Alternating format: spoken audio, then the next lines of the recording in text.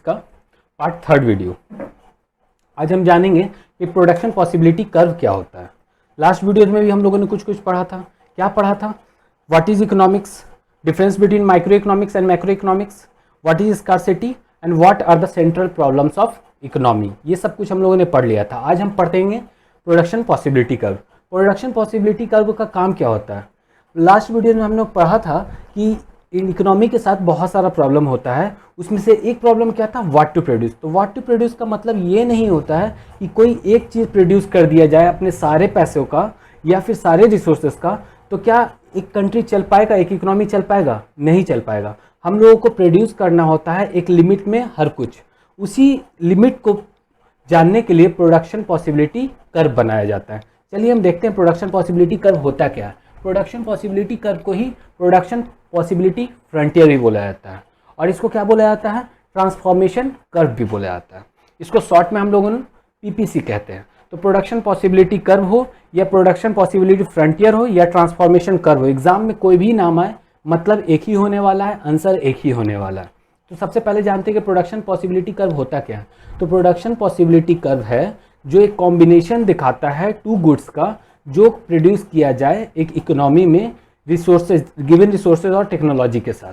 इसका सिंपल सा मतलब यही है कि हमारे पास जो भी रिसोर्सेज अवेलेबल हैं उसी रिसोर्सेज से दो गुड प्रोड्यूस करना है। अभी हम लोग सिर्फ दो गुड को प्रोड्यूस करने का ही सोचेंगे, लेकिन ये पता करना होगा कि वो दो गुड कितने कितने क्वांटिटी में प्रोड्यूस किया जाए ताकि हमारा इकोनॉमी और हमारा देश अच्छे से चल सके। उसी के लिए हम लोग क्या बनाते हैं? Production possibility curve. चलो एग्जाम्पल देखते हैं। सपोज मोदी जी हैं। मोदी जी के पास अभी के टाइम में क्या हो रहा है? कोरोना का टाइम भी है और चाइना का एग्रेशन भी हो रहा है। तो मोदी जी के पास कितना है? 1 करोड़ रुपीज़ है। अब वो सोच रहे हैं या तो राइफल प्रोड्यूस किया जाए जिससे हम चाइना पे अटैक करेंगे, राइफल को परचेज किया जाए जिससे हम चाइना पे अटैक करेंगे, या फिर सैनिटाइजर्स बनवाया जाए देश में ताकि लोग कोरोना से बच सके। तो क्या अगर सिर्फ राइफल प्रोड्यूस कर दिया जाएगा तो क्या काम चल जाएगा? काम नहीं चलेगा। क्यों? क्योंकि इधर हमारे पास कोरोना का भी अटैक है। और अगर सिर्फ सैनिटाइजर प्रोड्यूस किया जाएगा तो पता चलेगा चाइना का एग्रेशन हमारे लिए डिस्ट्रक्टिव हो सकता है। तो ऐसे केस में हम क्या करेंगे? एक एम बनाएंगे कि कुछ क्वांटिटी में राइफल को प्रोड्यूस किया जाए या परचेज किया जाए और कुछ क्वांटिटी में सैनिटाइजर को प्रोड्यूस किया जाए। इससे क्या होगा? दोनों चीज़ से हम बच सकेंगे। लेकिन वो क्वांटिटी कैसे डिराइव होगा, वो अप्रोप्रिएट क्वांटिटी कैसे डिराइव होगा, क्योंकि हमारे पास रिसोर्सेज और टेक्नोलॉजी गिवन है। वो रिसोर्स और टेक्नोलॉजी को हम अज्यूम करके चलेंगे कि वो हमारे पास गिवन है, उसको हम चेंज नहीं कर सकते। ज़्यादा रिसोर्स तो ला नहीं सकते, ज़्यादा टेक्नोलॉजी अचानक से ला नहीं सकते हैं। तो हम लोगों को डिसीजन लेना होगा कि दोनों में से क्या प्रोड्यूस किया जाए। अगर एक चीज़ तो कुछ प्रोड्यूस करेंगे तो लॉस होने वाला है, ये तो पक्का है। तो ऐसे केस में अच्छा अमाउंट को करना है। तो चलिए हम देखते हैं कैसे होगा। पीपीसी को सबसे पहला चीज़ क्या है? एजम्पशन लेके चलेंगे। एजम्पशंस क्या है हमारा? कि हमारा रिसोर्सेज जो इकोनॉमी में फिक्स है, मतलब अब हमारे पास कहीं से और पैसा नहीं आ सकता है। दूसरा क्या एजम्पशंस होगा? टेक्नोलॉजी भी हमारा अनचेंज्ड है, मीन्स उसको चेंज अभी तुरंत नहीं किया जाता। अभी के समय में क्या टेक्नोलॉजी तुरंत नया लाया जा सकता है? नहीं लाया जा सकता। तो टेक्नोलॉजी भी अनचेंज होगा। और तीसरा एजम्पशन क्या लेकर चल रहे हैं कि हमारे पास जो भी रिसोर्सेज है वो फुल्ली और इफिशिएंटली एम्प्लॉयड है। इसका मतलब है कि अब रिसोर्सेज ऐसा नहीं है कि हम लोगों ने खाली छोड़ रखा है, कोई मशीन को खाली छोड़ नहीं रखा है कि उसमें कुछ और बना दिया जाएगा। हमारे पास जितना भी रिसोर्स है उसका हम फुल्ली यूटिलाइज ऑलरेडी कर चुके हैं।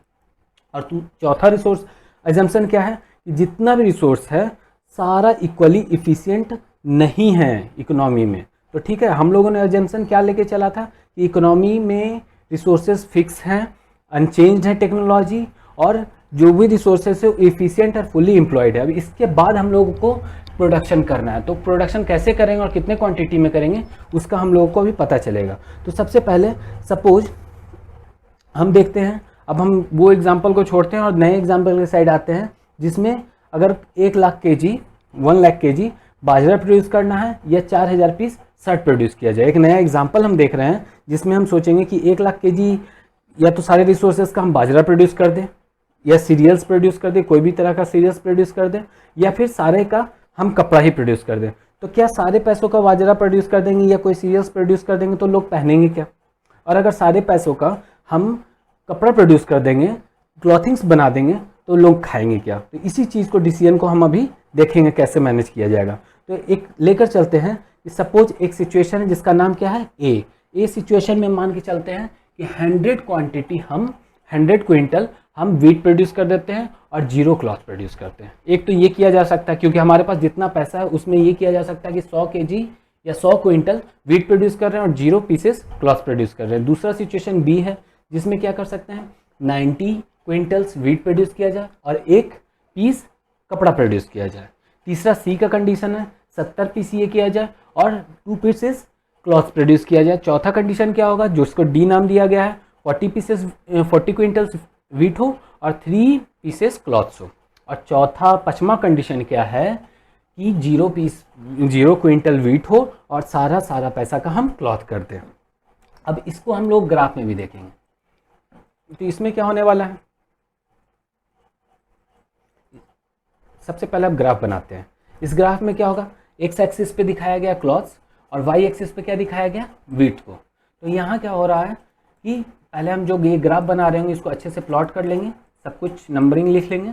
उसके बाद एक पॉइंट रखेंगे जिसमें क्या रखा था हम लोगों ने पहले 100 क्विंटल्स वीट था और 0 पीस क्लॉथ्स था।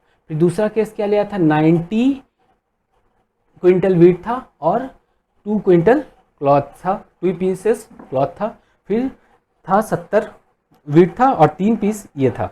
वो जो हम लोगों का शेड्यूल बना था उसको हम लोगों ने यहाँ प्लॉट कर दिया और उसको प्लॉट करने के बाद जो ज्वाइन किया इसी को क्या कहते हैं production possibility curve. Basically curve इस तरह का बनेगा, वो हम लोगों ने बनाया तो रफ वर्क टाइप था। बेसिकली जो ये पीपीसी बना वो ऐसा ही पीपीसी बना, एक ऐसा पीपीसी बना जिसमें 0 जब हमारे पास क्लॉथ था तो 100 क्विंटल हम वीट प्रोड्यूस कर रहे थे, जब 1 पीस क्लॉथ था तो हम 90 क्विंटल वीट प्रोड्यूस कर रहे थे, जब 2 पीस क्लॉथ कर रहे थे तो ये 70 था, जब 3 था तो ये 40 पीसेस था और जब 4 पीस था तो 0 पीसेस था। इस चीज़ को जो हम लोगों ने शो किया इसी को कहते हैं पीपीसी, इसी को पीपीसी कहा जाता है। और इस पीपीसी को ही, ये जो पीपीसी होता है ये हमेशा कनकेव शेप होता है। पढ़ा था बचपन में, कन्वेक्स मिरर होता था, कनकेव मिरर होता था, तो ये कनकेव मिरर है, इस तरह के साइड में है। तो ओरिजिन से ये कनकेव होता है, पीपीसी का एक सबसे बड़ा प्रॉपर्टी होगा।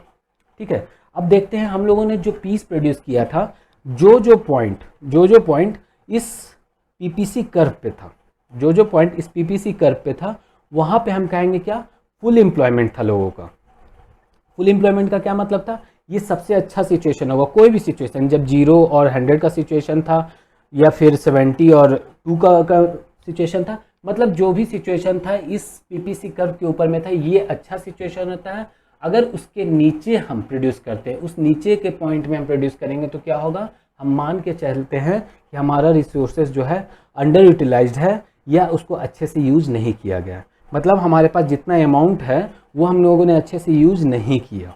जो हम लोगों ने स्टार्टिंग में मोदी जी का एग्जांपल लिया था, उनके पास कितना था 1 करोड़ रुपीज़ था, तो उन्होंने 1 करोड़ का अच्छे से यूज़ नहीं किया, तभी उनका पीपीसी का जो कर्व होगा उसके अंदर आएगा ये पॉइंट। ठीक है, और ये अगर इस कर्व पे आ रहा होगा तो ये क्या होगा, इफिशिएंटली यूटिलाइज्ड माना जाएगा।